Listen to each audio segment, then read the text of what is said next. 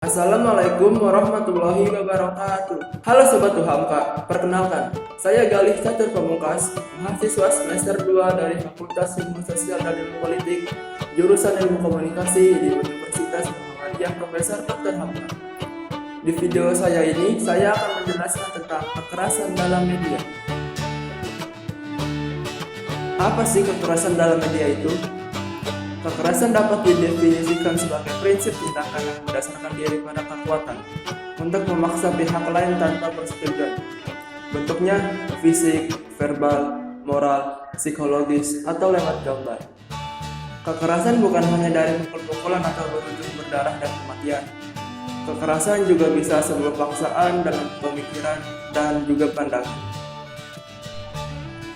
Aspek estetis kekerasan dalam media.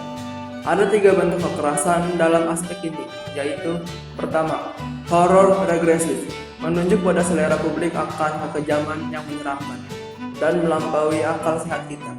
Perhatian diarahkan pada yang real namun tidak harus otentik. Contohnya, kasus pembunuhan yang dilakukan oleh Sumatera. Media berulang kali mengekspos praktik kanibalis secara visual. Kedua, horor transgresif, menampilkan kekerasan dalam bentuk seni yang baru dengan menampilkan hal-hal yang belum terekspos sebelumnya. Bahkan yang terlarang, tabu, terkutuk bisa ditampilkan. Contohnya dalam film Rambo, IT, atau dalam film-film karya Mel Gibson, atau juga film tentang peperangan. Dan yang terakhir, yang ketiga, gambar simbol, mencoba memberi argumentasi kepada visual kekerasan yang ditampilkan, sehingga terkesan manusiawi dan dapat diterima. Film bertema balas dendam adalah salah satu contoh, di mana seorang tokoh utama dalam film membalas kejahatan yang telah dilakukan kepada sang tokoh utama. Argumentasi diberikan bahwa balas dendam dan perilaku sadis dibenarkan demi membalas dendam. Adapun bentuk-bentuk kekerasan menurut Nonet, yaitu pertama, kekerasan dokumen, merupakan penampilan gambar kekerasan yang dipahami pemirsa dengan mata telanjang sebagai rekaman fakta kekerasan. Misalnya seperti perkelahian, tawuran, dan pembunuhan. Yang kedua, kekerasan fiksi.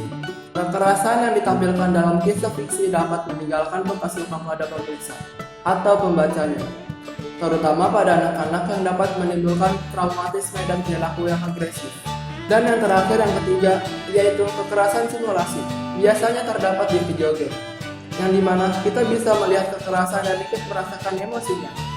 Contohnya yaitu pada game GTA, Smackdown, dan Mortal Kombat. Dampak-dampak kekerasan dalam media. Ada 3 hal yang dapat ditelusuri sebagai akibat langsung dari kekerasan. Yang pertama, meningkatnya tingkah perilaku agresif. Dikarenakan tontonan dan perilaku kekerasan secara langsung bisa meningkatkan tingkat perilaku agresif penontonnya. Contohnya, ketika kita memenangkan suatu game, maka kita akan merasa puas.